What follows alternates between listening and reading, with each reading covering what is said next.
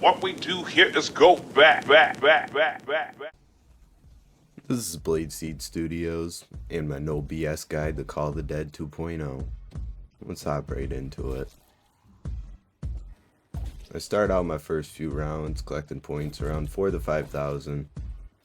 This allows me to get up to power without any issues at all. This double points on round 2 really helped me out. You can usually get away with knifing if you don't want to grab an Olympia or M14 off the wall. The first step is to turn on the power, plain and simple. There is 3 doors to power costing roughly 3k points. Make sure to turn on the power, flip the first switch 1 time and the third switch 3 times, then go over to the steering wheel and turn the wheel right 2 times.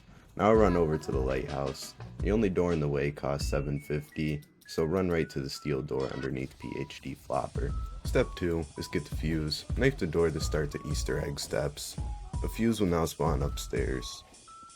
It will spawn in one of these 3 spots. It spawned here for me. Now hop back down to the door and place the fuse in the side. Make sure to knife the door again and listen for dialogue. This will turn on 4 generators around the map. Step 3 is to blow up the generators, the first one being here tucked away. Use explosives like grenades, rocket launchers, or the scavenger to blow them up. Run over near power, double tap, find the second generator. Hook your grenade up to blow it up and don't miss like me. I had to toss 2. I got it this time though. Back over to the steel door, there's your 3rd generator. Now run over to stamina up and look out the window. You'll see the glowing light in the back. Blow it up and you're done.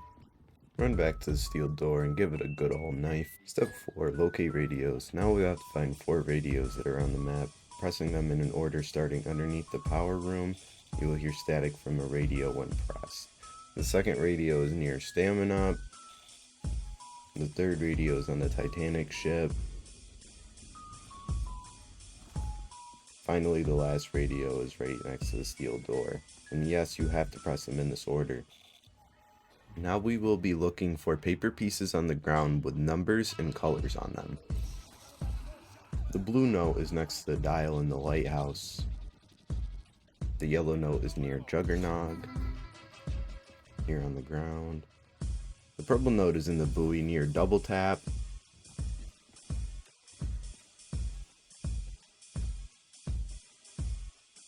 The orange note is near Stamina. However, you really don't need this one, just due to the way that the next step is done. Step 5, the dial step. Now the dial step can be a pain in the butt, however there is a technique.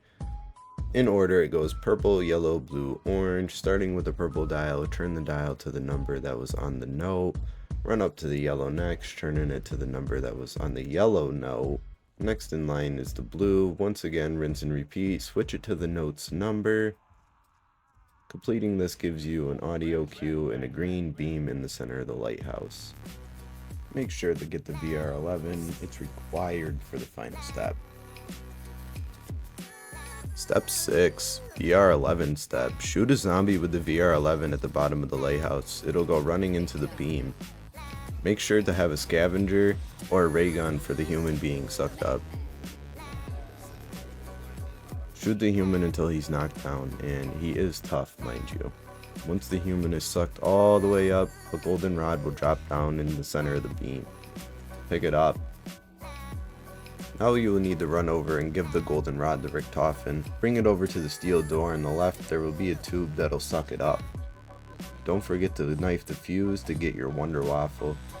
A little bit of a clutch save that I got here in my gameplay. Not really too clutch, but clutch enough. If you go to the steel door again, it will be open and you can claim your prize, which is a DG2 Wonder Waffle. What an amazing weapon. It does suck a little bit now in Black Ops 3, but that's alright. Thanks for watching. I appreciate you all. I'm Blade Seed Studios, and I'm out.